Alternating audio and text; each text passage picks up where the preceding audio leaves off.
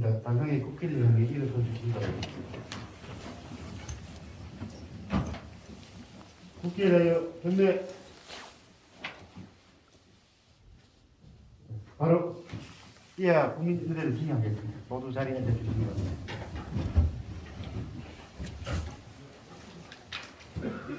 잠시 양해 말씀을 드리겠습니다. 오늘 본스님하고 소장님 손님, 외부 손님이 오신 관계로 모두기 참석을 못하겠습니다. 양해해 주시기 바랍니다. 오늘은 조금 특별한 교육입니다. 기존 우리 일반적으로 받던 교육과 달리 오늘 이제 강사님을 저희가 이제 경남 창원시에서 황금알 원이라고 유튜브를 보시면은 상당히 유명하신 분입니다. 유튜브 황금알 치시면은 전국적으로 상당히 알려져 있고 또 시군에 이제 강의도 많이 하시고 직접 황금알 원예 농원도 운영하시고 실제 또 농사를 지으면서 강의를 하시는 분인데 경남 창원에서 특별히 모셨습니다. 우리 박기현 강사님을 모시고 강의를 시작하거든요. 우리 강사님 본인 소개 바로 교육 시작해 주시기 부탁드립니다. 예, 그러겠습니다. 박수로 맞이해 주시기 바랍니다. 네, 감사합니다.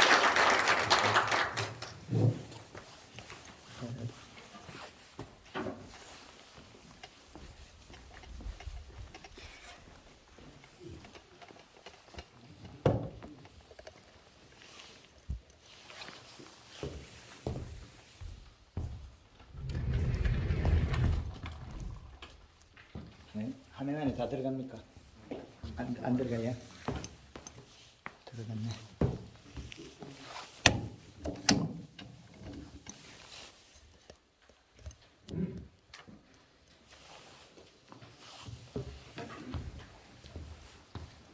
황금알 농법 대표 박기입니다. 반갑습니다.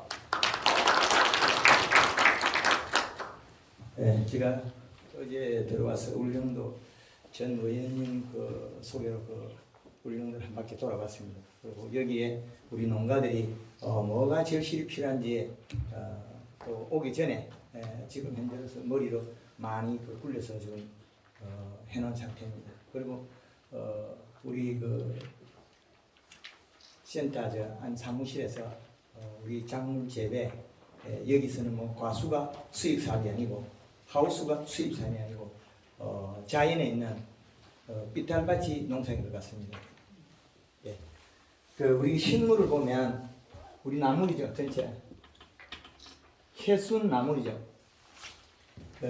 뭐 고사리가의 고비나 맹이나 부추깽이 나물, 뭐 미역초, 치나물 이게 우리 농가에서 주 소득인 것 같아가지고 여기에 맞는 우리가 필요한 프로그램을 짜서 사용하도록 하겠습니다. 자, 황금알 농법에서 최근에 가리키는 우리가 사계절 축을 나누면 우리가 농사가 어디에 있습니까? 지금 현재 시점에 우리가 여기가 9월 30 날 여기 3월 31일, 요 12월 31일, 6월 30일. 그러니까 요 네 개의 축을 나누면 우리가 재배하는 작물의 제일 효율성이 있겠다는 거예요. 그럼 이 작물들은 최고 필요한 안정적인 수분량은 35에서 45%의 수분. 그 다음에 얘네들이 봄, 여름, 가을 안정적으로 먹고 소화할 수 있는 비료량. 겨울철에는 2.4의 이 시량, 비료량. 여름에는 1.5의 이 시량입니다. 강원도 배추가 요걸 못 맞춰가지고 꿀통이 되고 농약을 어마어마하게 쓰고 있습니다. 영양제를. 그런데 요 수치만 맞추면 농작물이 장이 없습니다. 여기에서 봄, 가을에는 1.8의 이시가 됩니다.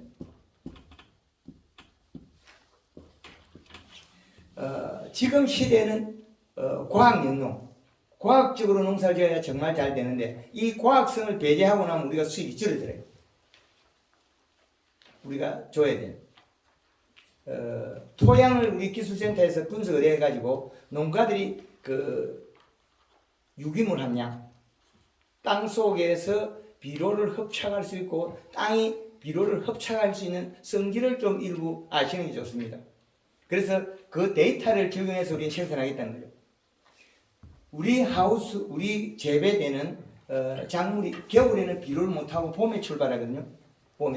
봄에 출발하면 이 시가 여기에서 플러스 0.3을 할 수 있습니다. 그러면 2.1까지 이 시를 올릴 수 있겠죠. 우리가 재배되는 작물이. 그러면 이 시가 낮은 데서 몇 개 순을 안 잘라서 빳빳하게 해버려요. 나물 크기 양도 달라집니다. 생산되는 양이. 그래서 우리가 필요한 건 무기물 비료량 정기 전도량. 비료입니다. 비료를 어떻게 잘 먹고 소화시키게 할 거냐? 우리는 비료를 잘 먹고 소화시키는 방법이 생산량에 비례합니다. 그런데 우리가 특별히 많이 여기에다가 지상부에다가 감미하거나 뭐 그런 수치가 떨어 있는 거죠. 우리가 뭐 육지부에 포대태비를 가온다 뭐 이런 거는 거의 여기서는 물류비라든지 생산성이 떨어진다.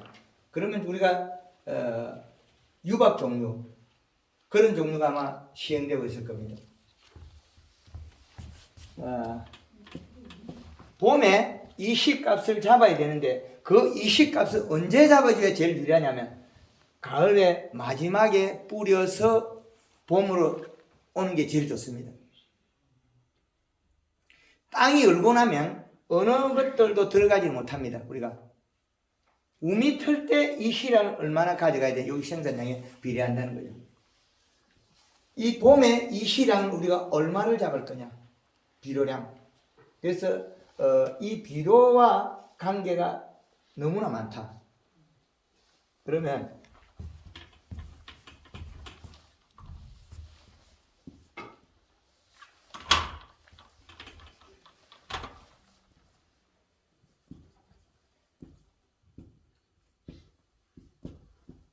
자, 이 비료를 먹고 자랄 건데 식물이 자랄 때는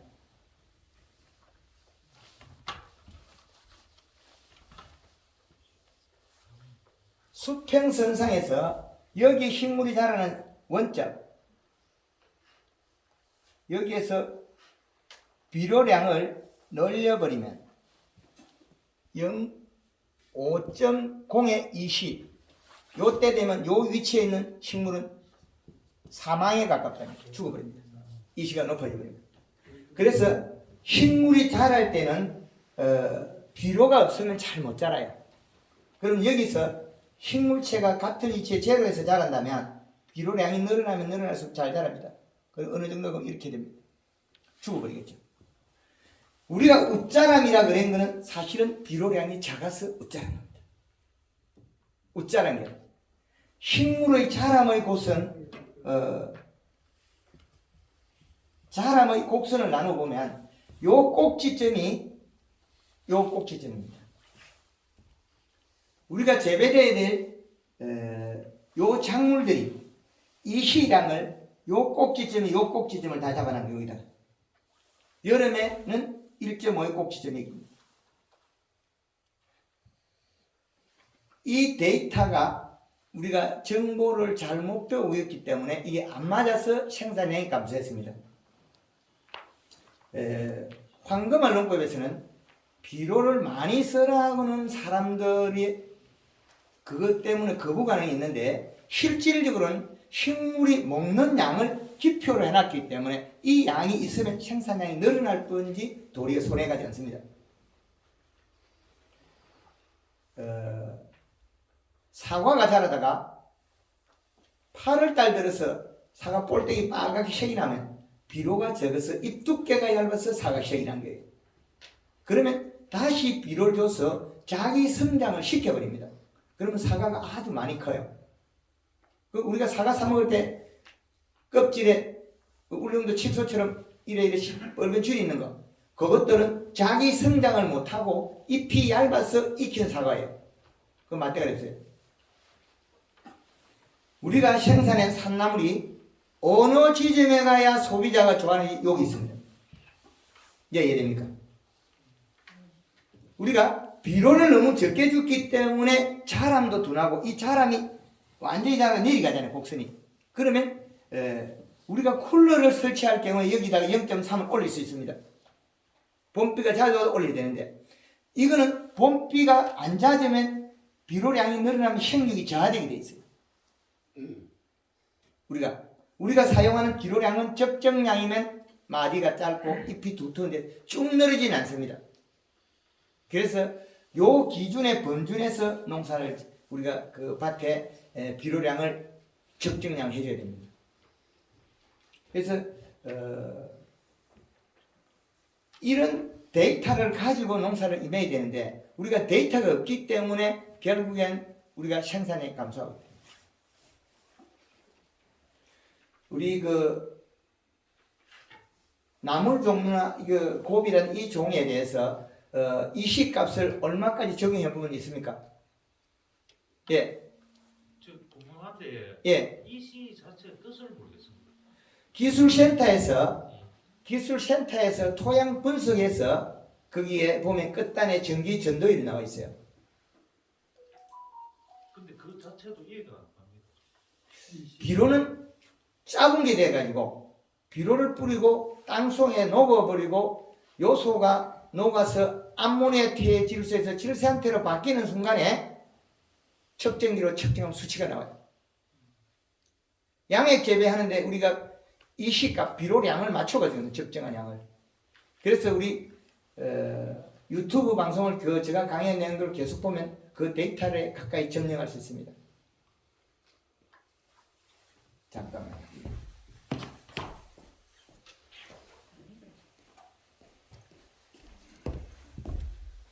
요 측정기는 국내 제품입니다. 20m. 이 버튼을 누르가 켜서 요 위치에 잡고 제가 손을 잡고 센서 잡고 눌렀을 때는 이 시가 나타날 겁니다. 숫자가 나오죠. 5초 정도면 우리는 이미 알 수가 있어요. 과학입니다. 이제 농사가 과학이지 주먹구구로 해서는 안 된다는 거죠. 이 시량이 바로 나옵니다. 제일 위에 있는 것은 수분, 전기 전도율, 비료에 해당하는 수치를 요걸 읽어요. 이 시량. 그 다음에 온도. 이 세 가지가 나오는데 우리가 제일 많이 필요한 게 이 시량과 함수량이 필요되어 있습니다. 수분량. 그래서 이 측정기만 있다면 우리가 농사짓는데 기존값을 잡아낼 수 있다는 거죠.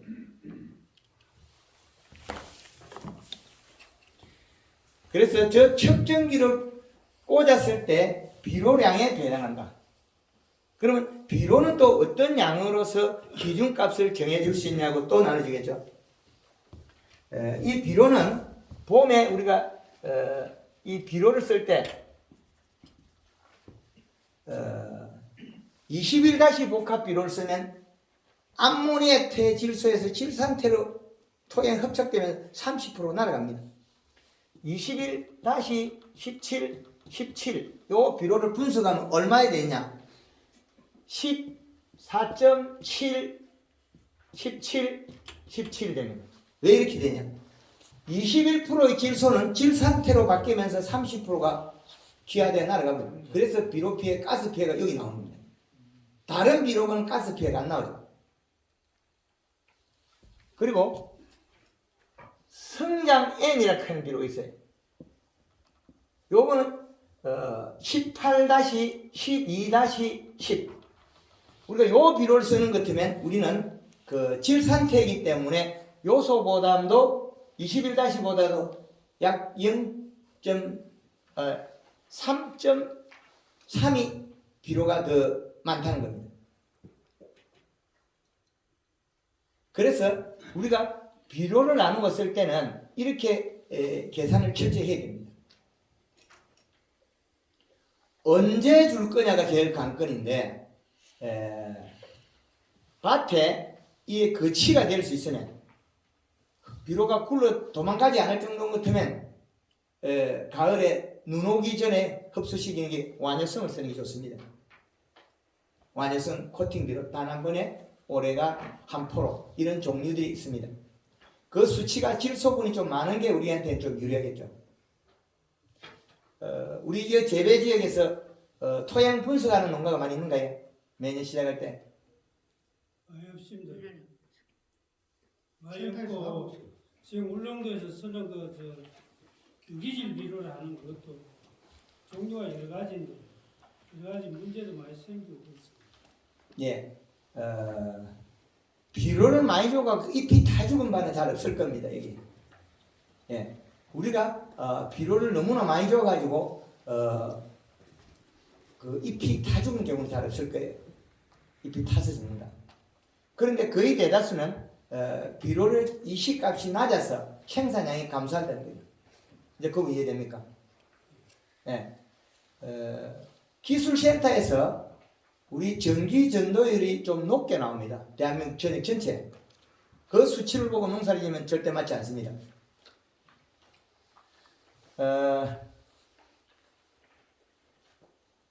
우리가 사용하는 그 봄에 비료를 할 거냐, 가을에 비료를 할 거냐, 이 두 개를 또 나눌 수 있어요. 봄에 할 거냐, 가을에 할 거냐. 요 수치를 항시 들어 있어도 된다는 거예요. 이 수치가. 그러면 봄에 작기에 이 시가 너무 높아지기 때문에 봄에는 따로 할 계획으로 하고 가을에 약 2.0의 이 시량을 유지해주면 좋습니다. 우리가 봄에 필요가 하지 가을에 필요가 많이 안 하기 때문에 완효성을 쓰라고 합니다. 완효성이 단 한 번에 올해가 한 포로 얘들인데 얘들 비료가 18에서 한 22%까지 있어요. 그 비료를 해놓으면 땅속으로 천천히 녹아 들어가가 우리 봄 되면 이 나물이 자랄 시점에 이 시값을 맞춰낼 수 있다는 거죠. 그리고 우리가 땅심을 봐야 되는데 여기에서 땅이 우리가 쟁기질 안 해도 이 깊이가 얼었다가 녹았다 하면서 땅이 한 여기서는 최하 20cm, 약 30cm까지 안 오는가요? 안 합니다. 눈은 와 있어도 깊이 안 얼어요. 그렇지. 한도 얼어봐야 한 5전에서 10전 아주 얇게. 눈 속에는 넣지가 않아요. 안 얼어요. 네. 그러면 지금 우리 여기에서는 그 땅이 그 눈 밑에서는 눈 오기 전에 안 얼어 있습니까? 안 얼어요. 그럼 겨울에는 우리 땅이 몇 cm였죠? 평균? 뭐 몇 cm까지도 없어요. 한 5cm 정도 올 겁니다. 5cm에. 아, 5cm까지 안 꽃게임 파면 다 팔겠네. 예. 예, 그러면 우리 그 창원보다도 더 따뜻합니다. 창원보다 더 밑에 저 아래쪽에 김해 정도 속하는 온도라고 눈이 많이 와서 그렇지. 그죠? 겨울에는 여기 따뜻한 편입니다. 해양성 기후라. 예. 바닷물 온도하고 거의 비슷하게 이루어진다는 거죠. 그래서 완효성 비료를 100평에 얼마를 쓸 거냐는 거거든요. 비료 한 포가 우리가 요런 데이터가 나오는데 한 포가 완효성이 0.3 이하 녹아 나오는 게 얼마냐면 그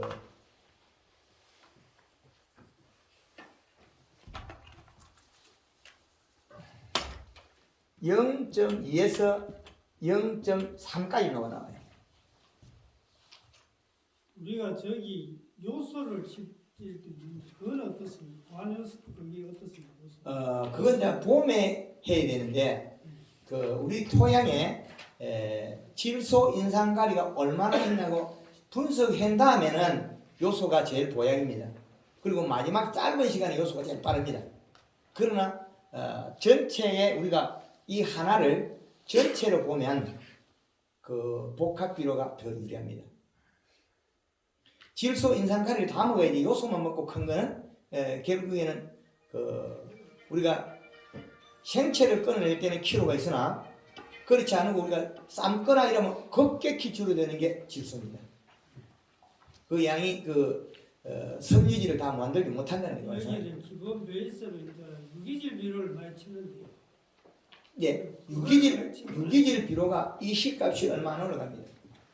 이 시값이 사용 그 영양성분은 4포 정도 해야 21다시 복합비로 1포 정도밖에 안 되는 것 같더라고. 거의 제가 추이를 해보니까.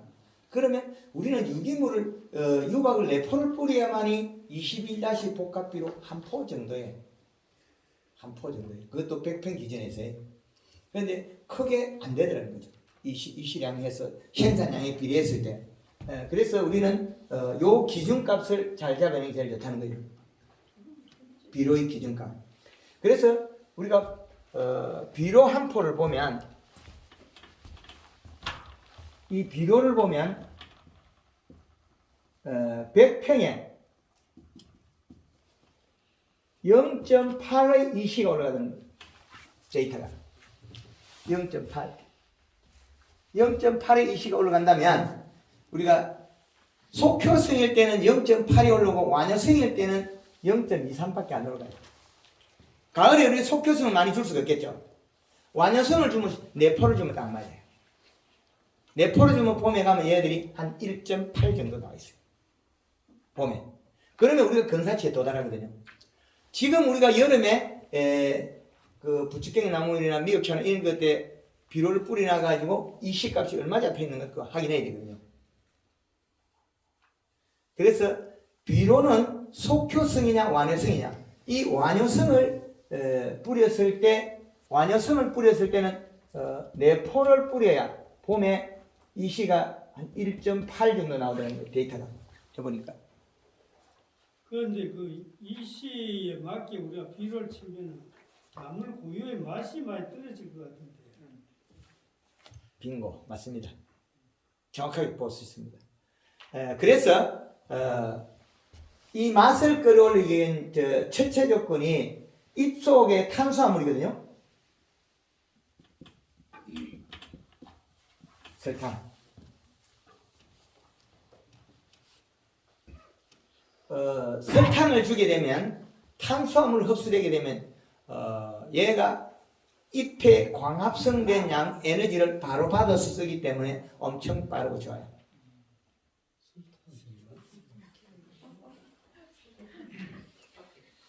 그 오이 하우스에 오이가 힘이 없어가지고 흰가루병이 들었는데 흰가루병을 약을 큰 통에 탄 걸 한 바퀴에서 덜어내가지고 오이 덩쿨을 담갔다가 건져놔도 3일 뒤에는 흰가루 합니다. 그런데 설탕을 연면시배하고 놓은 요 놈이 다시 안 챙겨요. 흰가루가 그냥 깨끗이 주고 다시 챙기지 않습니다. 그러면 얘가 경제적 소득이 높은데 원가 면에서는 사용 원가 면에서 아주 싸다는 거죠. 이게 우리가 지금 뭐 거의 과학 분무기로 약 살포하는 사람 있습니까? 밭에 과학 분무기 있는 사람 한 50% 됩니까? 과학 분무기 다 있어요. 호수를 끌고 다니는데 그럴 때 물 500리터 기준을 잡을게요. 20단만 500리터 20단말의 기준을 잡아준다면 설탕이 추울 때는 많이 먹으면 많이 먹일수록 봄 냉해를 안 입습니다. 그러면 20단말에 5 내지 10kg까지 써야 됩니다. 20kg 이런다고 해서 그 부추갱이 나물이 말라지지 않습니다. 그리고 이건 가을을 맞이할 거나 우리가 겨울 직전에 이 방법을 쓰면 되고 그 다음에 우리가 생육 과정에 쓰는 양은 설탕을 이거보다 줄입니다. 설탕량을. 생육 과정에는 설탕을 생육에서는 1.5 내지 3kg까지 써라. 1.5 내지 3kg. 그러면 1.5kg를 쓸 때는 언제고 3kg를 쓸 때 언제냐고 보면 비 오기 전날 쓸 때는 요 타이밍이 좋습니다. 비가 안 오고 우리가 평상시 살포할 때는 1.5만 해도 광합성량하고 맞아떨어집니다. 서리가 올 때도 3kg를 그 마늘밭에 양파밭에 써라 그러거든요. 그러면 힘이 강해집니다. 그리고 가을에 양파나 마늘이 동해를 겨울에 의해서 잎이 얇아져요. 마르고. 그걸 막으려면 요 방법을 씁니다. 12월 달에 5kg 이상. 그렇게 한 2번 써나면 마늘이 안 마르고 해탈하고 지내고 겨울을 견디고 양파 같은 경우는 탄수화물 공급시켜서 잎을 안 마르게 해버리면 이듬해 그 우리 숯다마에 가는 거 꽃대가 적게 안 올라와요. 그 탄수화물 농도 차이에 따라서 식물의 변화가 엄청나게 생깁니다. 그래서 우리가 엄달밭에 내 토양에 재배된다 그랬을 때는 설탕량을 조금 더 올리겠으면 좋습니다. 그러면 햇볕 양이 부족한 부분을 완성시키는 거죠. 이 식물이라는 것은 대사작용을 하기 때문에 먹고 저는 더 똥을 싸요. 대사작용. 그래서 먹기 위해서 얘네들이 뿌리에서 유기산, 그러면 토양이 알갱이에 붙어있는 무기물 원소를 분해시켜서 먹는 거예요. 녹여서. 이 비료 성분이 땅에 들어가면 토양 마이너스 정극하고 비료 플러스 정극하고 두 개가 결합이 되고 하나의 결정체를 이룹니다. 그런데 그걸 녹여 먹는 거는 누가 먹어요? 뿌리가 녹여 먹어요. 그 뿌리가 녹여 먹으려면 뿌리의 일을 누가 시키냐? 잎이 한다는 거예요. 그래서 지금 우리가 그 유황 제품들을 많이 쓰잖아요. 예. 그거하고 설탕하고 비료하고 관계는 다 안 좋은 건 없습니다. 다 좋습니다. 누군가 이야기해도 전 다 그 데이터는 맞게 적용해 놨거든요. 데이터를. 그런데 우리가 실질적으로 농가 이윤 측면 생산 이윤 추구를 해야 되겠죠. 예. 그런데 우리가 봄 작물 재배에서 우리가 그게 있는가요?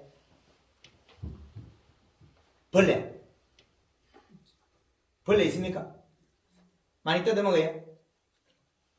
어쨌든 뭐 지금 울릉도에 주로 하는 봄에 일찍 나오는 부지깽이는 벌레가 많이 없는데 예. 이제 가을에 늦게 좀 뜯어먹어요. 그건 식용유하고 퐁퐁하고 사용하는 방법을 알려드릴게요. 그 냄새가 나면 그건 한눈도 안 하죠. 근데 그게 성분에 비료에다 설탕을 수분집에 이게 편도 아닙니까? 정상적인 성분에 함량에 들어가면 안 되는 그 비료 회사에서 없습니다. 그럼 설탕을 넣지 왜 비료에? 그거 부피가 많고 아니 뿌리로 들어가는 거 잎으로 들어가는 두 가지 달라요. 뿌리로 먹어버리면 토양이 미생물이 움직여버리거든요. 토양 속에서. 그러면 잘못 쓰면 그 설탕을 뿌리로 잘못 쓰면 토양 속에 있는 미생물이 하우스 같은 데에 요놈들이 토양 속에 있는 산소와 요 설탕하고 합해가지고 질소라든지 비료를 다 녹이면 지가 먹고 양을 줄여버려요. 그래서 될 수 있으면 관주는 설탕을 하지 말라고 합니다. 관주의 목적은 관주를 해버려서 얘들이 먹어 치우는 양이 늘어나면 엄청나다는 거예요. 관주를 했을 때. 그래서 관주를 할 때는 설탕을 쓰는 걸 권유를 안 합니다. 그래서 이렇게 설탕 하나를 떼내버리면 설탕의 역할을 우리가 떼내버리면 이게 단단해가지고 질병도 막아주고 아주 좋습니다. 그리고 비용이 적게 됩니다. 전체적으로. 비용이 적게 들고 생산성을 향상시킬 수 있다. 그래서 우리가 지금 시점에 오늘이 10월 26일인데 앞으로 우리가 이 나물들을 부치깽이 나물 지금 밖에 있죠. 잎이 살아있죠.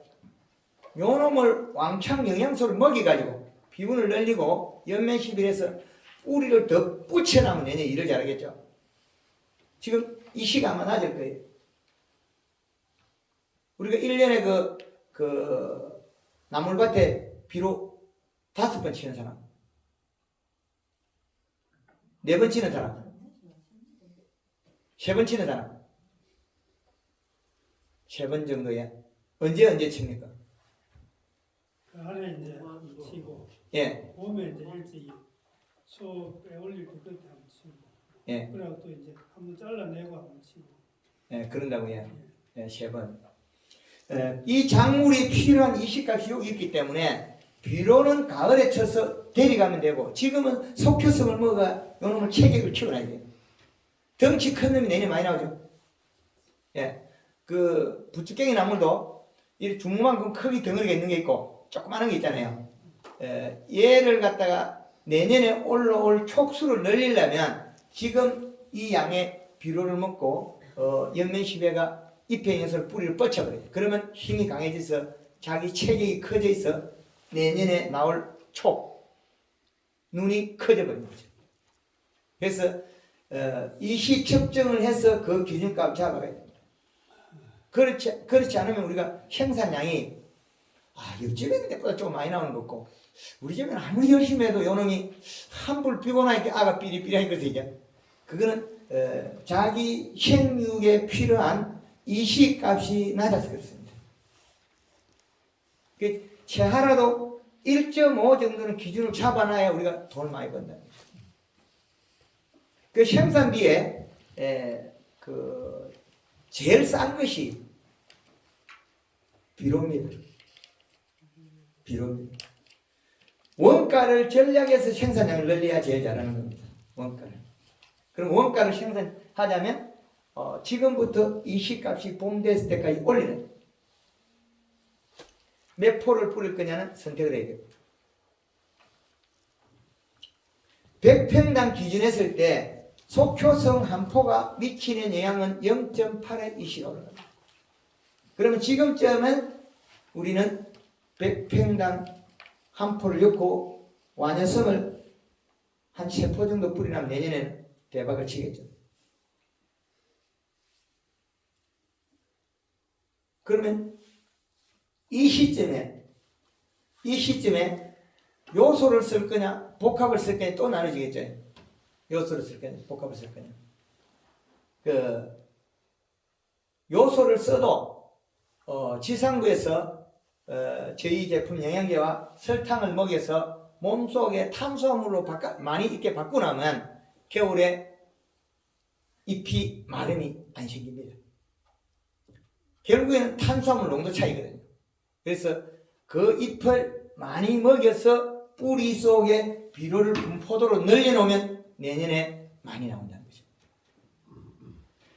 황금알 농구했을 때 기본이 30% 이상을 존수합니다. 30%. 우리가 여기서 30%면 상당하죠. 그건 덤으로 나오는 양이거든요. 그런데 그 키로수가 늘어나면 우리가 엄청나죠. 우리가 생산량을 늘리기 위해서 사실 쓰는 비료는 몇 포 안 됩니다. 그럼 거의 배가 나와요. 언제 먹여야 좋으냐? 가을에 먹이기 제일 좋다. 그런데 맹이나물 같은 경우에는 이놈이 땅 밑에 있지 않습니까? 지금도 지상부 없죠. 그러면 이식값을 올리나야 돼요. 이게 얘가 내년 봄에 일을 할 수 있도록 이식값을 올리나야 돼요. 그래야만이 이 생산량이 늘어납니다. 그런데 많이 주면 죽는다고 나와 있어요. 비료량. 요 밑에 가면 사망이에요. 사망이 되느냐 생산량이 늘느냐 요 차이거든요. 그건 요 표와 요 표를 합해서 여기 비료를 처방하면 돼요. 데이터입니다. 이건 데이터. 노지 고추가 키가 크고 하우스 고추가 키가 늘어진 거는 비료량이 적어서 웃자랐다는 거죠. 웃자람. 웃자람을 방지하는 것은 또 요소를 줬을 때 얘를 갖다가 햇볕이 많다는 방법을 바꿔주는 것은 설탕이 안 돼. 다른 거 일단 빼고라도 인상 가리는 거 다 빼고라도 누가 잡아줄 거냐? 설탕이 잡아요. 그런데 이게 전부는 될 수는 없습니다. 잎에서 역시 필요한 양도 탄수화물만 가지고 되지 않다는 거죠. 그래서 저희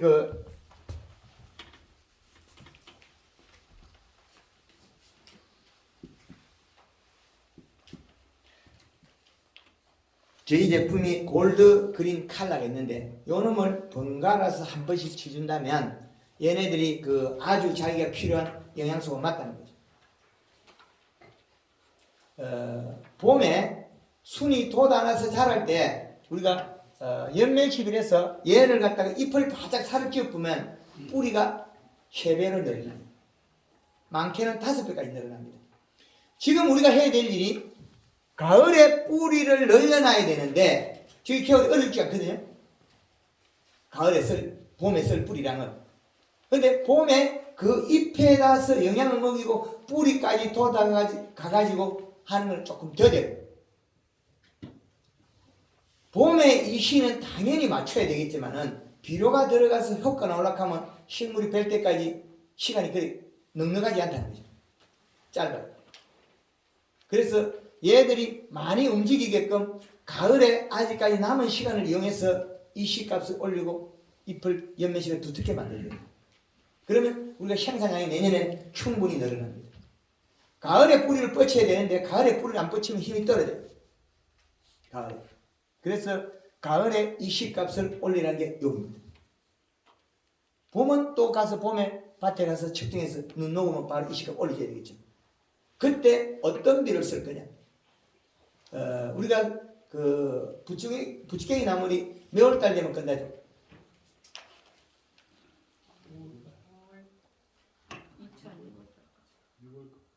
6월달까지. 왜 이 말을 물어보냐면 우리가 첫 수확이 언제죠?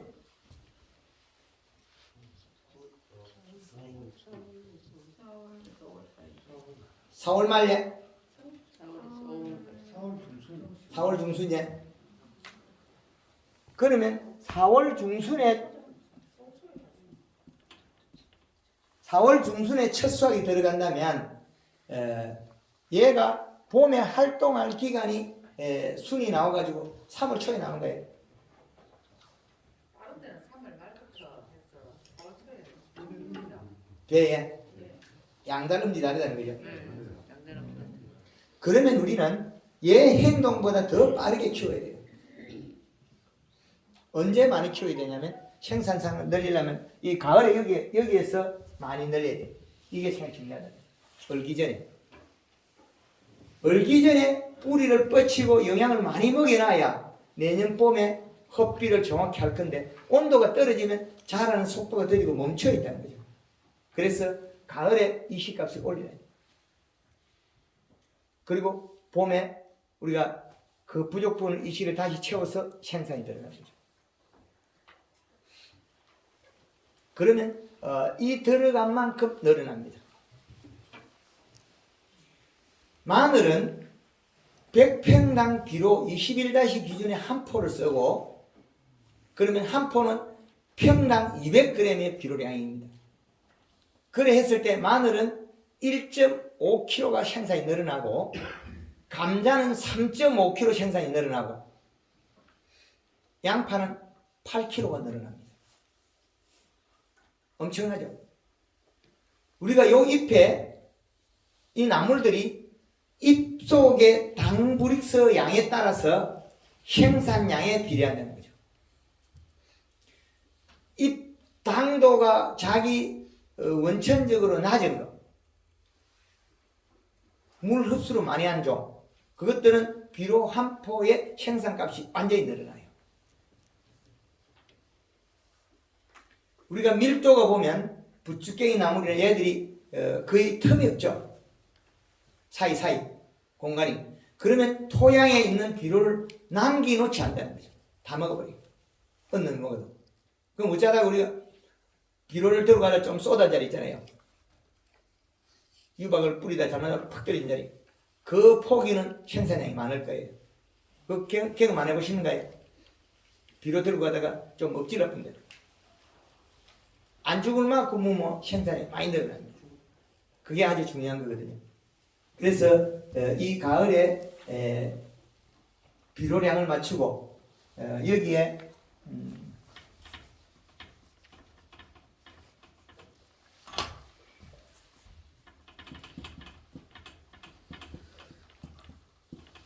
가을에 영면십일에서 잎을 살을 찧어서 뿌리를 뻗치고 비료를 먹고 소화를 시켜 체격을 키워야 됩니다. 그래야 내년 생산이 늘어나거든요.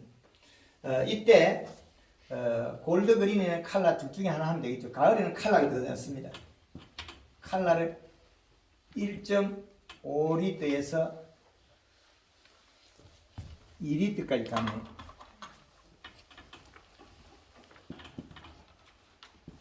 1.5 내지 2리터를 사용하고 설탕을 3kg 정도 사용하면 됩니다. 이렇게 사용해서 잎을 두텁게 살을 찧어서 이놈을 체내 저장량을 확보하는 거예요. 뿌리에서는 비료가 있고 지상부에서는 잎 속에 영양을 공급해서 활동량을 늘리는 거죠. 그러면 잎이 상당히 두꺼워집니다. 그런데 얘네들은 과실이 달려있는 상태가 아니기 때문에 효과가 엄청 좋아요. 부지깽이를 경우에는 벌써 9월달에는 다 비어버리거든요. 예. 예. 그러면 연면 시비가 안 돼서 지금 새파랗게 돋아있는 건 뭐죠? 땅바구니 그래, 바닥에 바닥에 돋아난 거예요. 예. 그 잎을 이용해서 얘를 먹이라는 거죠. 예, 그 잎을. 그래서 그 잎을 살을 찌우고 비료값을 맞추고 연면 시비에서 뿌리를 강하게 만들어버리면 지금보다도 생산량 30%는 거뜬히 넘어가요. 밀양에 깻잎 재배하는데 이 기술을 가르쳐 줬거든요. 그분들이 한다는 말이 저희 사무실에 교육받으러 가지고 제발 깻잎 나오게 해달라. 근데 좀 있으면 따라 따지를 못해서 못할 건데요 그랬거든. 괜찮대. 10일도 안 가서 깻잎 따라 따지를 못해요. 30%가 우리가 정수가 되면 우리가 하는 일보다도 시간적으로 30% 일을 더 해야 돼. 나물이 커버리면 우리가 일이 30% 늘어나요. 그리고 요 방법을 사용하면 잎이 두껍고 아마 여기에서 다음에는 더 잘 키워가지고 앞으로는 쌈채로 팔아야 될 겁니다. 부추갱이 나물로 더 부드럽게 만들어서 그것마저도 가능합니다. 적정량의 비료를 먹어야 부드러울 건데 초무로 해서 비료 다 먹고 두 번째는 잎에 숨쉬는 놈을 싹 끌어내버으니까 몸통에서 영양을 만들어 나가야 되겠죠. 그러면 세근이 다 죽어버려요. 잔뿌리가. 그래서 기본적으로 자기 체계 몸속에 들어가 있는 영양량이 이 양에 비례한다는 거죠. 비료량이. 그래서 우리가 실질적으로 일어난 일을 미리 계획을 세워가 영농한다는 거죠. 계획을 세워서. 계획을 세우지 않으면 이 생산량이 들 수는 없습니다. 비료가 제일 쌉니다. 우리 부추갱이 나물 1kg에 10,000원 합니까? 5,000원 합니까? 3,500원이야?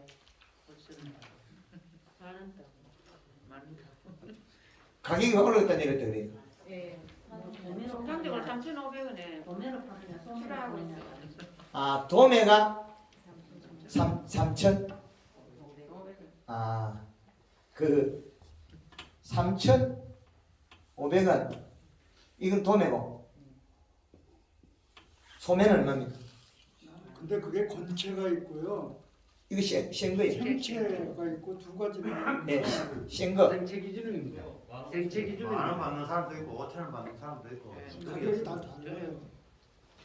도매가는 요거고 중도매 많이 파는 중도매 가격은 5,000원이고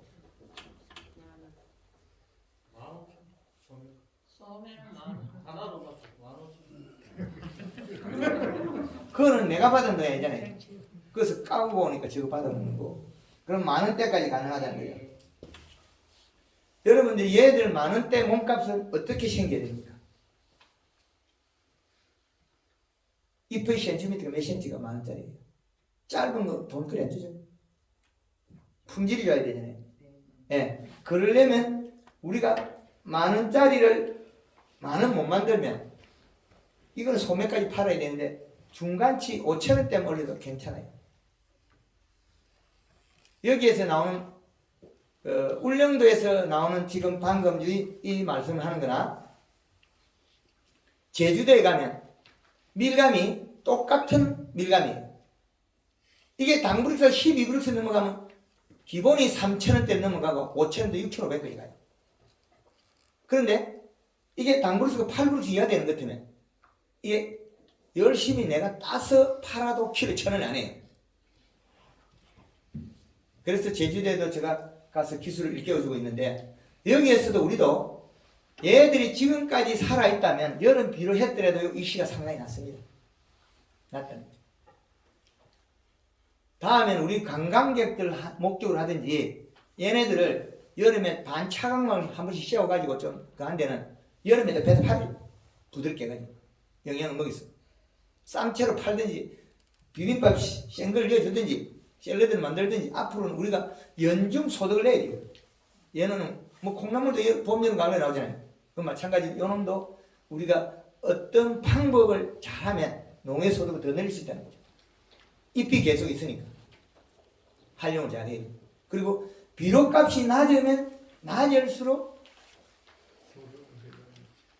못 자라가 작아요. 뻑시요. 뻑시다는 거예요. 먹고 자랄 힘이 없잖아요. 비료값이. 이 데이터 있잖아요. 이 데이터를 꼭 확인하셔야 돼요. 여기에서 식물 자라는 시작과 비료의 제로 이 시가 0이라는 거예요. 0일 때 이 시는 식물이 거의 자라지 못해요. 그런데 요게 늘어나면 늘어날수록 잘 자라잖아요. 근데 꼭지점에 가면 잎이 두껍고 하지만 면적이 그래 축축 늘어지지 않아요. 요게 제일 안정적인 위치예요. 그래서 실질적으로 무게를 보면 요 시점, 우짜랑 시점이 우리가 낫겠죠. 나무를 파니까 생걸 파면. 그래서 요 수치와 거꾸로 요 수치보다 마이너스 3을 내리면 돼요. 그럼 1.8에서 마이너스 3을 내리면 1.5가 되겠죠. 이 실은. 그래서 우리가 이 량에 비례해서 했을 때 나물값이 바뀝니다. 이 더블 정도로 되는데요. 품질 좋은 거하고 나쁜 거하고 차이가 한 거의 뭐 더블 정도 될 정도 되지 않습니까? 소매를 판매 안 해더라도. 역시 마찬가지 이게 마늘 재배 지역에도 비료 한 포를 썼을 때는 100평당 150kg 늘어나요. 평당 200g 양의 비료를 먹으면. 우리 100평당 그 나물 키로 생산량 아시는 분 있어요? 100평당. 그 키로를 생산량을 늘리려면 얘가 적정량의 비료를 먹어야 돼요. 꼭 먹어야 됩니다. 그래서 내년에는 우리가 속효성 21- 복합 비료도 써도 되고 여기에다가 요소를 써도 괜찮습니다. 단 다른 비료가 좀 따라가서 중심을 잡아줘야 돼요. 비료의 중심을 못 잡아버리면 생산이 감소합니다. 질기고 맛없고. 근데 예. 지금 현재 권사님들 울릉도 하셔가지고 그래 보시면은 밭에 지금 부지기 작물이 지금 한창 지금 성장을 하고 있거든요. 예. 그런데 지금 지금 현재 9월 말이 10월 말이 다 돼가는데 근데 비료는 100평당 20kg까지 한 포를 접수하라 말씀하셨고 그 조금 전에 말씀하셨는데 그 잎을 갖다가 성장케 하려면은 예. 설탕하고 저 칼라 1.5kg에 뭐 3리터 지금 뭡니까? 그래서 뭐였어? 이게 예. 요거는 우리가 그 칼라인. 칼라. 예, 요건 그 책에 보면 나오는 저희 제품입니다. 요거. 그거하고 설탕하고 혼합하라는 그것 아닙니까? 예, 맞습니다. 그러면은 물 500리터 기준 아닙니까? 예, 그러면은 시기는 그럼 지금 괜찮습니까? 예. 사실은요? 지금부터 체격을 키워야죠. 그래요? 체격을 키우고 토양의 비료량을 맞춰놔야 됩니다.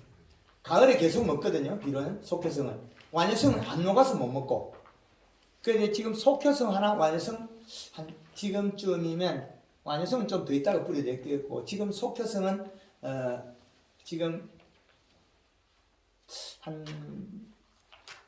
지금 이 시를 잘 알 수는 없으나 최고 맥시멈 2포까지 뿌려야 될 겁니다. 근데 보통 지금 얼마 전에 저희들이 그 이렇게 봤대. 우리도 샀고 있지만 쳤지만은 20일 다시 하고 연수하고 반반 50대 50으로 혼합해서 치거든요. 예. 그건 어떻습니까? 괜찮습니다. 그 대신 아마 잎에 탄수화물이 좀 부족할 거예요. 질소가 많아지면. 성장은 했는데 겨울에 잎이 많이 말라서 체격이 도로 줄어버려요. 질소량이 늘리는. 거기에 가리가 17이 들어있는데 이 양보다도 질소량이 늘어났죠. 질소량이. 그래서 그 설탕을 살포하게 되면은 지금 현재 분재의 나무를 보면은 흰가루도 조금 있고 예, 탄저병도 좀 있는데 예. 그것도 방지가 됩니까? 봄에 그 탄저가 장애를 줍니까? 그지요. 왜냐하면 가을 탄저가 있으면은 예. 그 가을 늦게 크면서 그 탄저 왔는 잎은 사라져 버려요. 거기 저희 그 육지에서 그 우리 신태수식을 개발한 거 식용유 물 한 마리에 100cc 퐁퐁 100cc. 지금 가을에 잎은 봄에 우리 먹진 않아죠. 이게 안 먹죠. 예, 그러면 그 잎을 이용해서 방제작을 한대. 그 흰가루가 와 있는 거는 비록 이시값이 낮아서 두께가 얇았습니다. 근데 바로 고추에 탄저가 오게 되면은 콩콩 이전에 선생님 말씀하신 대로 콩콩을 혼합해서 치면은 탄저가 없어진다요. 식용유하고 퐁퐁하면 거의 걔네들이 죽어요. 예. 그 질통을 할 때는 식용유 100cc, 퐁퐁 100cc. 실통 20리터예요, 그죠? 그렇죠. 물 500에 우리가 사용한 여기에다가 지금 식용유 2.5리터, 퐁퐁 2.5리터 이거 살포하면 영양도 되고 지금에 있는 균과 충을 죽일 수가 있어요. 그리고 나비 종류가 알을 까가 잎을 갈아 먹잖아요. 그 나비 자체가 안 와요. 지금 현재 보면 배추에 보면은요, 있잖아요. 예, 배추 그 흰나방이 날아다니면서 배추 잎을 많이 깔고 먹는데 완전히 막 어금니를 만들어 놨거든요. 벌레들이 그러죠. 아니 나방들이 나방이 알을 까서 그 다음에 청벌레가 생겨서 네 맞아요. 그 벌레가 뜯어먹는데 나비를 못 오게 하려면 채소 자체의 냄새를 없애버려야 돼요. 그게 우리가 심기 전에 바닥에다가 물 20리터에 식용유 1리터 퐁퐁 한 200cc 넣고 바닥에 뿌려놔버리면 그 기름 냄새가 솔솔 나기 때문에 나방 요주들이 하나요. 지금은 그거 살포하면 안 됩니까? 그게? 지금은 살포하면 이 알을 안고 있잖아요. 네. 안으로 들어가면 좀 불편할 수 있다는 거죠. 그 전에 미리 미연에 잡아야 돼요. 그 지렁이하고 관계 없어요? 지렁이에 토양이 많이 묻으면 지렁이 다 튀어나와 죽어요. 아니 퐁퐁하고 식용유하고 지렁이하고 관계 괜찮아요? 그걸 치면 토양에 배에 들어가면 지렁이가 죽어요. 손을 조금 안 되잖아요. 지렁이에 좀 죽어도 괜찮아요. 해보니까 좀 죽어도 괜찮더라고요. 땅을 쌓아주면 되는. 흙 자체가 기름 있으면 괜찮은 어느 정도 그냥 미생물이 다 먹습니다. 미세물이. 예, 다 분해합니다. 분해하는데 그 전날 대추밭에다가 풀약하고 식용유하고 퐁퐁유가 싹 치고 나니까 대추밭에 있는 지렁이들이 다 튀어나오고 고라니 옷을 다 잡거든요. 아까 그 폭포하고 저기 식용유하고 그 용량을 다시 좀 말씀해 주시겠어요? 물 500 기준에는 식용유 2.5리터, 그 다음에 퐁퐁은 또다시 2.5리터 동일하네요. 예, 500리터 기준. 20단만. 그러면 우리가 질통을 할 때는 20리터에는 요게 양이 100cc 밀리리터 100cc.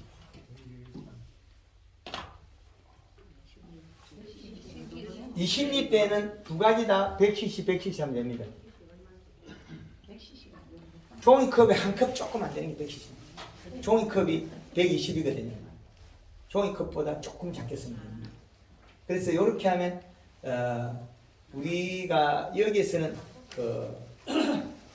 농약은 별로 없어도 농사를 지어 먹는데 비료가 적어서 우리가 농협에서 다양한 비료를 갖다 놔야 되는데 농협에서 비료를 안 갖다 놔보면 우리가 농사 짓기가 불편해요.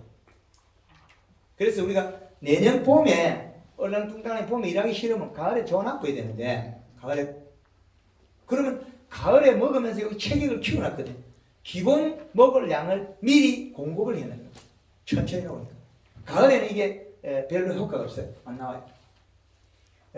육지부에서 마늘밭에 제가 비료 쓰기를 만들었거든요. 전라도 고흥에 가니까 마늘 팽당 6kg 캐는 사람 두 사람 1등이에요. 그분들이 비료 내포 썼습니다. 1.5kg 내보내면 6kg 나와요. 그런데 육지부에 가서 창녕이나 뭐 서산이나 저런데 비료값 계산 강원도까지 어떻게 해주냐면 완효성을 한 6개를 엮이면 6개 이어도 이 시값이 요것밖에 안 올라가요. 처음에 당장은 작게 올라가요. 여기 누적이 돼가지고 6개 봄 되면 마늘이 제일 많이 먹을 때 봄 되면 2.4가 돼 있어요. 뭐 대를 자르고요, 안 자르고 뭐 말린 거 안 말린 거 그 부분이 있을 거잖아. 대를 자르고요, 안 자르고 키로수. 그거 잘라가 말린 거. 마늘 말린 거. 말린 거. 그렇죠. 말린 거 기준. 말렸을 때 팔 수 있는 생산량의 기준.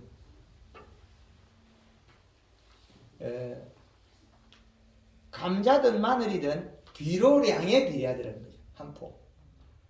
그래서 우리 농가에서 이 비료의 기준값을 정해가지고 농사를 임하면 생산이 월등해요. 그럼 영양제로 쓰는 목적은 설탕을 쓰는 목적은 지금 비료가 먹었을 때는 뿌리가 먹어야 되는데 뿌리가 먹으려면 잎이 두꺼워요. 잎이 얇으면 뿌리에 비료 전화도 못 먹어요. 그래서 황금알농법 재배 농가와 일반 재배 농가들을 데이터를 내보니까 다르다는 거죠. 비료를 못 먹어요.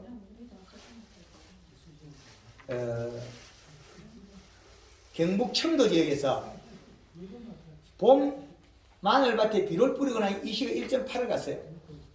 근데 일주일 뒤에도 1.8, 그 다음 주에 뒤에도 1.8 나가요. 황금알농법을 연면식 해버리면 잎이 두꺼워 가지고 뿌리로 내려가는 양수 많기 때문에 뿌리가 아주 일을 많이 해요. 그럼 산물이 빨리 자라는 만큼 토양의 비료도 빨리 없어집니다. 그래서 사과밭에다가 비료 무시비법 해놓은 걸 갖다가 제가 다 바꿨어요. 비료를 많이 줘라. 요소 비료까지 준다는 거죠. 사과밭에 미끄럼을. 근데 일반적으로 상식으로서 이해 못할 방법. 엊그저께도 오다가도 사과밭에 요소 비료 좀 갖고 왔어요. 한 달 뒤에는 사과 한 달도 안 되게 따야 돼요. 근데 사과가 안 크고 맹기장 있어요. 비료를 해야 된다. 그리고 우리가 이 나물 종류가 빨리 자라는 거는 자기가 많이 몸에 가지고 있거나 뿌리가 많이 먹을 수 있어야 돼요. 크는 걸 보면 잎이 살이 빠져야 뿌리가 행동해요. 그럼 잎이 살이 빠지는 방법은 뭐냐면 쿨러로 물을 돌리면 잎이 있는 데서 뿌리가 빠른 속도로 내려가요. 그럼 내려가서 가지고 끼셔야 되거든요. 먹을 게.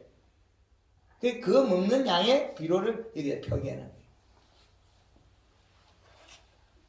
집집마다 데이터가 다릅니다. 뭐 반당, 뭐 300평당, 뭐 이런 여러 가지 용어를 쓰는데 농가에서 쓰기가 아주 불편해요. 100평으로 쪼개가 써야 우리가 효율성 있게 쓰지 200평에 몇 개 했다 그럼 또 한 번 더 계산해야 되잖아요. 비료 포대수로.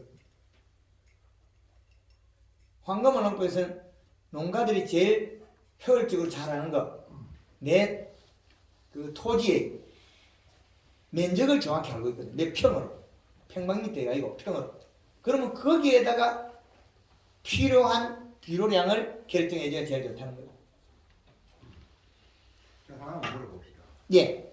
부지깽이는 지금 생육 상태가 자라고 있는 옆면에서 자라고 있는 상태에서 그 이제 시비를 하면 그 빨아먹을 수 있는데 지금 능계승마 삼나물이나 명이는 지금 동면 상태에 들어가는데 그래도 이게 섭취를 할 수 있는 건지 안 그러면 유실이 다 되는 건지 겨울 내에 그 지금 시비를 하면 한 6개월 가까이 있어야 되는데 그게 겨울에도 뿌리만 잎이 없어도 그게 다 효과를 볼 수 있는 거죠. 우리가 매월 때부터 넣어줘. 지금부터 그 동면이 들어가고 지금 잎이 하나도 없고 그 관계 없습니다. 내년 봄에 묵도로만 이어나면 돼요. 요거 나타나면 여기였는데 그래서 저희들이 표토가 5cm밖에 안 흐른다 그랬거든요. 그러면 땅이 부푸는 게 5cm밖에 안 부풀어요. 땅이 5cm밖에 안 부풀기 때문에 이게 30cm만 부풀어주면 아마 이 동네가 다 무너졌을 거예요. 산사태가 나버려요. 그래서 유실이 다 된다고 해갖고 저희들은 지금 가을 시비는 안 하고 있거든요. 겨울 시비도 봄에 일찍이 그 이제 한 달 전이나 이때 이제 채취하기 전에 한 달 전이나 한 2달 전에 이렇게 하는데 지금 6개월이 가까이 하면 전부 다 유실이 되지 않느냐. 토양이 아까 토양이 결합한다 그랬잖아요. 토양이 결합. 근데 보통 우리가 비료를 시비하고 나면 그 보름 내에 이제 섭취를 하게 되면 한 달 후쯤 되면 그 영양분이 떨어지지 않습니까? 예. 그런 걸 봤을 때는 6개월이라는 게 그 시비를 하고 그걸 갖고 있는지 없는지 그게 궁금하거든요. 갖고 있습니다. 훨씬 경제적입니다. 지금 우리가 봄에 비료를 해가지고 몇 cm까지 미리 이어가지고 우리 쓸 수 있냐는 거예요. 봄에 했을 때 우리가 몇 cm까지 비료를 뿌릴 수 있냐는 거죠. 근데 제가 가을에 시비를 한 겨울에 해보고 예. 봄에 해보니까 겨울에 했는 거는 똑같은 작물 밭에서 효과가 없더라고요. 그래서 물어보는 거예요. 이게 토양에서 일부 유출이 있으나 그 양이 별 차이가 없습니다. 근데 작물이 그 자기 생육할 때 조금씩 먹어요. 여기 안에서 잘 올라오기 때문에 그 양을 밖으로 나오지만 할때 몸이 축적을 해요. 에너지를 만들어가 튀어나온다. 그래서 짧은 시간에 이시를 올리면 표면 이시가 높아서 작물이 장애가 일어나요. 땅속 깊게. 마늘밭에 비료를 줘버리면 잘못한 마늘이 자물씨가 죽어버려요. 그런데 가을에 줘갖고 이시가 높이 난 거는 마늘 생산량이 이들은 엄청 늘어나요. 그래서 우리가 준 양은 100평에 한 포를 주느냐 100평에 반 포를 주느냐 이 차이거든요. 100평에 반 포를 줬을 때 얘네들이 그 다음에 큰 영향이 있느냐? 별로 없습니다. 0.4 가지고 큰 영향이 없습니다. 없는 것보다는 낫지만은 100평에 0.4의 이시로 가는 많은 영향이 없어요. 그런데 봄에 위에서 표면에 뿌리층에 0.4를 올리는 건 효과는 맞습니다. 그런데 얘가 건강하게 잘 자라려면 기준값의 비료를 속해 있어야만이 전체가 움직입니다. 이게 집집마다 생산량이 조금 차이가 나지 않습니까? 그럼 결국 시비 양이 적어요. 그렇죠. 맞습니다. 우리가 여기에서 아마 이 시를 체크해보면 거의 안 나올 겁니다. 이제 가을에 한 포 줬는 거하고 봄에 한 포 줬는 거하고 가을에 한 포 줬는 거는 아무 효과가 없고 봄에 한 포 줬는 거는 효과가 있고 생산량이 늘어났다는 겁니다. 예, 그것도 맞는 말씀입니다. 그런데 요놈이 기반으로 받치고 있어야 될 양이 연중력. 그리고 짧은 시간에 우리가 비료를 몇 cm를 집어야 할 거거든요. 그래서 완효성을 쓰는 거는 얘가 녹지가 않아요. 겨울에는 이제 땅이 얼어가지고 물이 안으로 잘 안 들어가요. 땅이 얼어버리면. 그죠? 얼어버리면 물도 잘 안 들어가요. 그럼 그 얼은 땅 밑에다가 비료를 집어야 하는 거예요. 땅 밑에다가. 비료 나물 여기 보면 품질 좋게 하면 요 양이거든요. 나물 2kg만 빼면 요소 한 포대는 산다는 거예요. 3kg만 빼도 우리는 100평에 쓸 수 있는 양을 살 수 있는 비료는. 그러면은 생산량을 늘리려면 제일 중요한 거는 이 시값. 그 시기에 맞춰서 비료 살포하는 게 제일 중요한 것 같은데요. 맞습니다. 그러면은 제가 지금 현재 그 큰 면적은 돼가지고 비료를 내가 살포를 얼마 했는지 그거는 잘 모르겠고요. 단 600평에 그 요소 세포 복합 21다시 세포를 항상 그렇게 치거든요. 예. 600평에. 예. 그러면은 봄에 1차 생채를 팔 때 거기서는 양이 얼마 나오냐면 1800kg가 나와요. 예. 근데 그게 두 포가 한 포를 쓴 게 100평에 반포. 그래 되지. 예, 반포잖아요. 그래서 그 양이 요소는 46%짜리에 요거를 질 상태를 질소는 계산하자면 요거 23kg 썼잖아요. 양이. 그렇죠. 예. 23kg 쓰면 20은 14가 나오고 37, 21. 그러면 총 비료가 16.1 썼다는 거예요. 비료량. 16.1에 질소인데 요거 16.1에다가 21다시 한 포지 않습니까? 그러면 14.7을 합하면 여기 양이거든요. 요래 합하면 30.7이 나오죠. 예. 30.7의 비료량이에요. 30.7. 질소량만 따눠서 다른 건 떼버리고. 그럼 요걸 또다시 이 시값을 계산하면 얼마나 오냐면 총 20kg밖에 안 되거든. 100평당 반포를 줬으니까 그 한 포, 6포니까 100평당 한 포밖에 안 돼요. 한 포량을 계산하면 또 요게 수치가 줄어들어요. 이 시값을 계산하면 0.8밖에 안 된다는 거예요. 그래서 제가 조락하는 건 이걸 더블로 조락하고 있으니까. 지금 1800kg 나온 거를 생산량을 더 늘리라고 가르치고 있습니다. 언제 늘려야 되냐? 공간을 확보해야 되는데 그 시기가 가을에 공간을 확보해요. 이때 녹이가 밑으로 해야 된다. 이 비료값을 기준을 잘 잡아주면 엄청나게 생산량이 늘어날 건데 이 기준값을 우리가 여태까지 이게 정립이 안 됐다. 근데요, 오늘 이제 그 강의를 듣고 나니까 새삼 느끼시는 점이 있는데, 저희들은 어떻게, 농사 지을 때 어떻게 생각하냐면은, 사람도 한꺼번에 밥을 많이 먹으면은, 과식하는 시기로, 600평에 6불을 주다가, 3포씩 나눠줬어요. 예. 이해로. 예. 한 번 줄 때, 1회 한 번 줄 때 3포 주고, 다음 보름 있다가, 한 번 2회 줄 때 3포 주고 총 앉아 6포는 들어가는 건데 그렇게 지금 제가 하고 있거든요. 예, 참 좋은 방법입니다. 그런데 이 시값에서는 낮은 거예요. 가을에 2배로 써야 된다. 그렇죠. 가을에 해가지고 최대한 확보해놓고 봄에 이 시를 체크해가지고 거기서 올라가고 최대한 여기서 생산량이 지금 우리 선생님 이야기하신 거는 0.8이 이 시점에 도달해 있었지 그 이상은 아니에요. 그러면 우리는 0.8의 이시인데 저가 하는 거는 2포 반을 쓰라는 거예요. 100평당. 근데 그걸 가을에 미리 이어갖고 봄에 일손을 줄이는 거예요. 그래서 요게 밭이 너무 삐딱이 돼가지고 미끄러지가 내려가는 데는 조금 가을에 주기가 좀 아까워요. 비료 너무 많이 들어가 타지는 않아요. 다 죽도록 주본 사람이 아무도 없을 거예요. 여기서.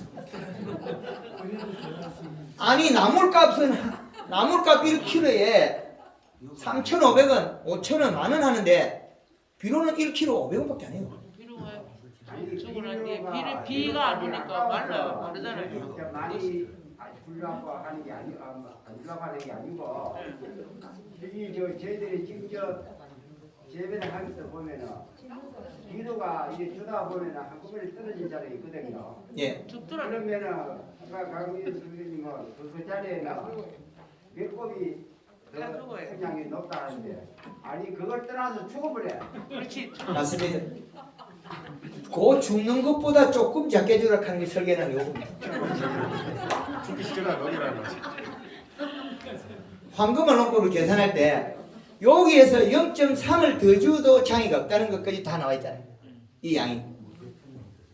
비가 자주 오면, 봄비가 자주 오면 여기 요 지점 0.3의 이시가 더 높아야 되는 거예요.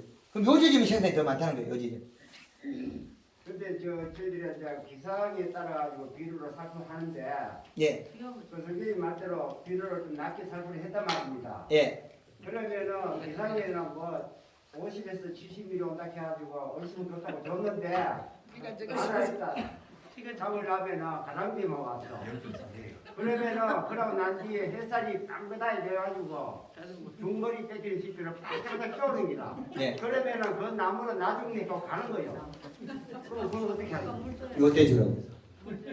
물질. 요때 가을에 이 씨를 올리면 봄에 이 씨를 체크해보고 쬐끔만 줘도 되는데 그걸 양을 가래 안 주는 애. 늘었다는 거죠. 그래서 비료를 어, 중간에 많이 있으니까. 마늘 같은 거를 왜 기비를 많이 쓰고 있냐면 제가 가르치냐면 마늘 이파리 사이에 비료가 낑겨버리면 마늘이 안이 녹아버려요. 강원도 배추가 여름에 손바닥만 하면 사요. 한 달 되면 거래가 됩니다. 그런데 요걸 사가지고 장사하는 분들이 산지 유통하는 분들이 사서 바닥에다가 70평의 요소를 한 번씩 들어가버려요. 이 씨가 3점 몇 대 들어가면 배추 속이 녹아버려요. 아니 여기 녹으니까 또 농약방에 가서 영양제를 비리떼기가 쳐요. 이 씨값만 1.5에 플러스 0.3 올리고 1.8 이하는 전혀 장애 없습니다. 그래 하고 영양제 주고 싶으면 거기는 물 100리터, 2톤, 100말에 이거 그 여름 배추가 야물고 맛있게 하려고 하면 거기다가 설탕 한 포 넣고 15kg 넣고 거기다 영양제 조금 이거 쳐놓으면 그렇게 맛있고 좋은데 그 돈 10만 원도 안 들 걸 갖다가 그분들이 얼마나 쓰냐면 처음에는 40만 원치 영양제여요. 배추가 크가면 나뉘되면 150만 원치 영양제여요. 그 죽기는 마찬가지거든. 척정기 하나만 있으면 해결해요. 강사님, 그 설탕집 뜯어가지고 그것도 반영을 하잖아. 별 문제가 없습니다. 이게야 식물이 소화를 시켜버리기 때문에 최상의 식물이 나와요. 황금을 넣고 한 사과는 깎아놔도 갈변이 안 돼요. 왜 안 되겠습니까? 마지막에 사과가 익을 때 동물이 잘 먹으라고 소화가 잘 되라고 털번 맛이나 산이 그 산을 그거 시켜버려요. 불용화 시켜버려요. 그래야 돼 제일 좋은 건데 이게 이 방법을 재배하면 하우스 딸기들이 돌덩이처럼 단단해요. 하우스 딸기도 제가 매일 물 뿌리거든요. 겨울에 이파리도 매일 물 뿌려요. 그것도 물 뿌리고 3일에 한 번씩 이렇게 영양제를 싹 쓰고 나면 알기가 엄청나게 나와요. 근데 배추 같은데 설탕 뿌리면 벌레가 더 안 되더래요. 아니, 배추에 벌레가 온 거는 배추의 향 때문에 온 거지 배추의 그 단맛 때문에 온 건 아니에요. 배추가 그 나방이 알을 깔아올 때는 식물 냄새를 맡고 와요. 냄새를. 그래서 요것들을 교란을 시키면 안 와요. 캐러멜 색소를 쳤으면 아예 안 올 거예요. 예? 설탕 시기를 하면 그 당분 효과를 올립니까? 그 효과가 있습니까? 잎이 두꺼워져서 탄수화물이 많은 작물들은 과실이 타고 맛있어요. 당분을 그러면 올리면 일단 잎 속에는 탄수화물이죠. 햇볕으로 광합성에서 만든 수수에서 사탕수수에서 채취한 게 설탕이죠. 강사님 보통 우리가 그 우유 맛을 내기 위해서 항상 가리 같은 거 치는데 그거하고 설탕 치는 거하고 뭐 결론은 어떻습니까? 항상 가리는 될 수 있으면 일찌감치 겨울에 조금 뿌려주고 항상은 또 항상 가리 예, 연면식은 하지 말아 그래. 왜 그랬냐면 때깔이 안 좋아요. 염화가리는 때깔이 좋은데 항상가리 때깔이 안 좋아요. 약간 누릿빛이 받쳐요. 그래서 황금언론법에서는 사과밭에 4월달에 항상가리를 주고 6월달에는 염화가리 주려고 해요. 때깔이 안 좋습니다. 그래서 우리가 여기 그 식물이 때깔이 좋으려면 일부 가리는 써도 됩니다. 뭐 해풍 맞아갖고 저 산에 소금이 얼마나 날아가는지 알 수 없잖아요. 그것 갖고는 부족합니다. 울릉도에 퇴비가 있는데 그 퇴비로 지금 비를 너무 많이 치면 땅이 많이 나빠진다. 비로야 그만큼 준 사람이 아무도 없습니다. 그 정도까지 비료를 준 사람이 없다고요. 쟤네들이 식물이 얼마나 똑똑한데 비료 안 남기나요? 싹 다 먹고 없습니다. 그럼 이게 지금 가을에는 2.4 이시고 봄에는 1.8 이시가 있는데 그러면 이게 지금 질소 성분 가지고 있는 그 이시값입니까? 아니면 미량 요소에 대한 포함된 전체 복합 비료를 계산 다 했잖아요. 복합 미량 요소에는 그 이시값이 없네요. 있습니다. 요소는 금방 뿌려놓고 측정하면 이시가 안 나와요. 암모니아 대질소는 중성이 돼서 이시값이 안 나옵니다. 그래서 우리가 생산량과 돈을 많이 벌고 나무를 부드럽게 하려면 비료가 보여야 됩니다. 그럼 퇴비에는 이시가 얼마나 나옵니까? 그건 별로 없던데요. 마늘밭에다가 그거를 했을 때는 최고 생산량이 높은 거예요. 퇴비료가 하면 힘만 들지 물리성만 있다면 혹시 비료 공장에서 오셨는가? 땅도 사이를까요? 그건 써있어. 쓰는 건 좋은데 그 양이 분해가 안 된 퇴비의 장점과 단점이 있거든요. 아니 발효했다던데. 저게 퇴비가 완전히 발효 안 돼가지고 좀 그한 것들은 그 토양의 선충이나 작은 뿌리팔이나 약간 작은 벌레들이 잘 먹었어요. 그래가지고 그 벌레들은 또 유기물 뭐 가축 분해에 있는 거 다 먹고 또 양념으로 우리 식물 뿌리도 깔아 먹어요. 그래서 적정량의 우리가 기술센터 분석해 보면 여기에서는 그 아마 한 번 생산하고 그다음에 우리 해마다 줄기를 꺾어 있잖아요. 배가지고 그 정도면 충분한 유기물이 된다고 봅니다. 유기물이. 그리고 여기 우리 퇴비 공장에 가봤었거든요. 여기 남양에 있어요. 퇴비 공장에. 그래서 가보니까 되게 그 빨리 자식해가지고 냄새가 손 냄새가 나던데. 예. 그 유기물 함량만 토양에 맞으면 굳이 그래 퇴비가 필요한 거 아닙니다. 좀 쉬었다 합시다. 쉬었다 가지. 예. 하여튼 이런 부분을 우리가 잘 이해를 하시고 다음 시간 되면 이거 지울 거거든요.